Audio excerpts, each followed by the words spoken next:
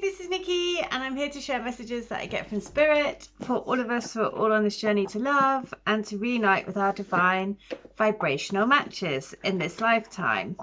And I'm going to share from Starman Tarot again, because this is just the one that wants to be used at the moment. So let's have a look. What's going on? What does the guidance want to tell us today to help us with our twin flame energy, to help us with our twin flame journey, to help us with those connections that are just so, you know, all encompassing and just kind of like shaky everything up. So let's have a look. What do we need to know today? What does the universe want to tell us specifically around the connection, around the twin flame connections? What do we need to know? And it is this, the Prince of Cups. Look, he's offering this cup of love. And I see this turquoisey blue, like a surfboard. Blue is about communication and the throat chakra.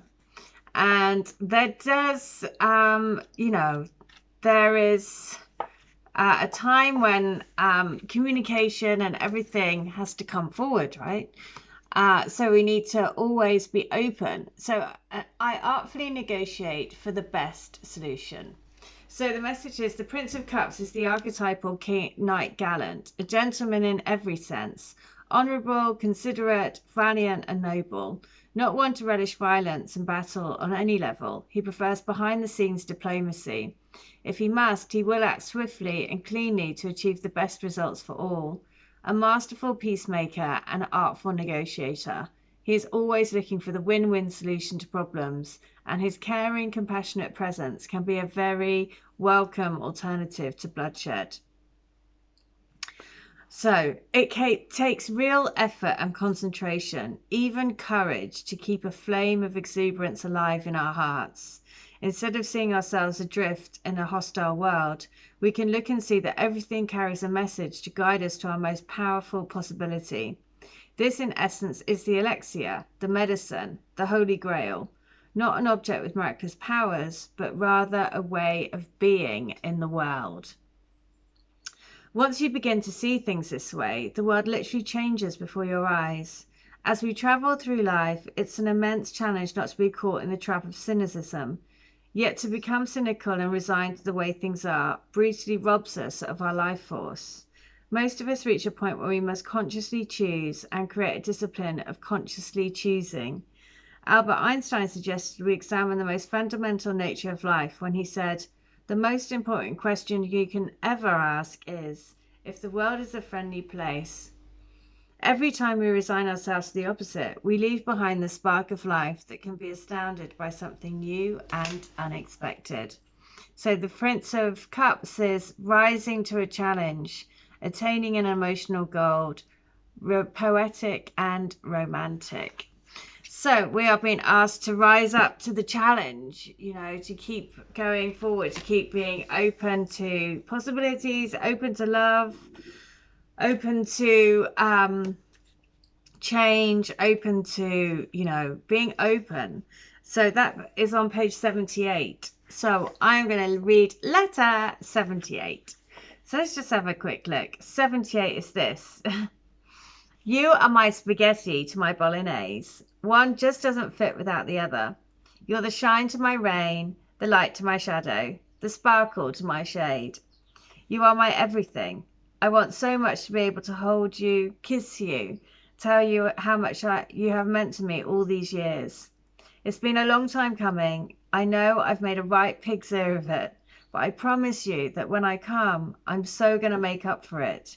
You are so going to be swept off your feet. Trust me, I'm going to make your head spin. So, trust, I am going to make your head spin. Things are going to change. Life will be never the same again. Once you meet your twin flame, that's true. It's never the same. So, letter 78. I'm just not ready and I chicken out. I get the fear, all nervous inside, and I just can't go through with it. It's all the loaded expectation of it. I want to do it. I want to pick up the phone and call her, to text her, to go out together. But then the actual doing it, I freak out. I am going to, though. Of course I will. But this lion needs to find his roar and find his courage. Basically, I feel like a mouse at the moment, and I need to pluck up my courage and know that I don't need to build it up to be so massive. I need to relax and let my heart lead the way and turn off my crazy mind filling me with fears.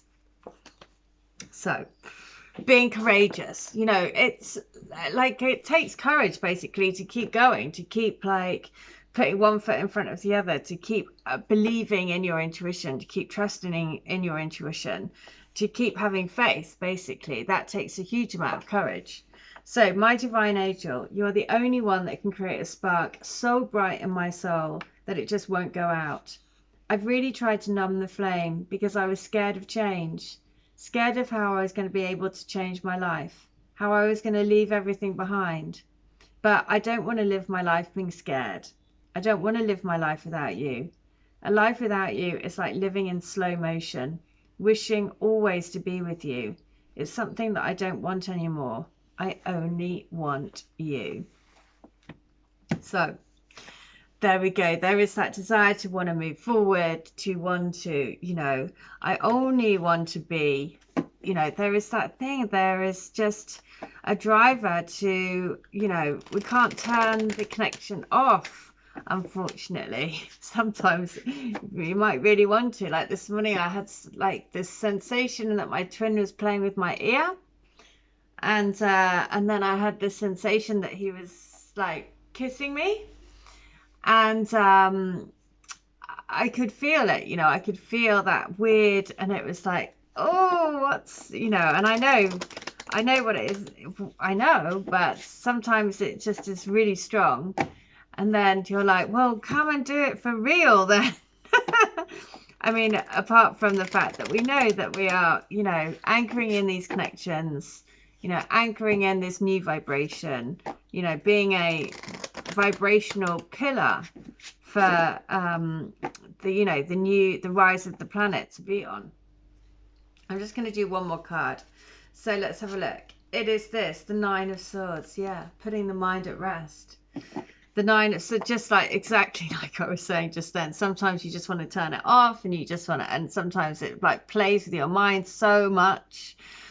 But then it's coming back into that Prince of Cups. There is this like, I want to offer you, I want to show you my love. I want you to feel me around you because I am there. The twin spirit is always around you. So, and that does bring the Nine of Swords, doesn't it? Because it's like all that mental stuff about, oh, why aren't you here now? So there we go. That is the message for today. It is to say, remain open, remain just aware that these connections are so much more than we can even comprehend. You know, that's the thing. They are so much more powerful than we can comprehend. So there we go. I hope that helps. If you would like to have a healing, a reading, or a channeling for you and your connection, then please do. All details are in the message, in the description below in the video. But in the meantime, I hope you stay well, stay bright, and stay switched on to the light. See ya. Bye.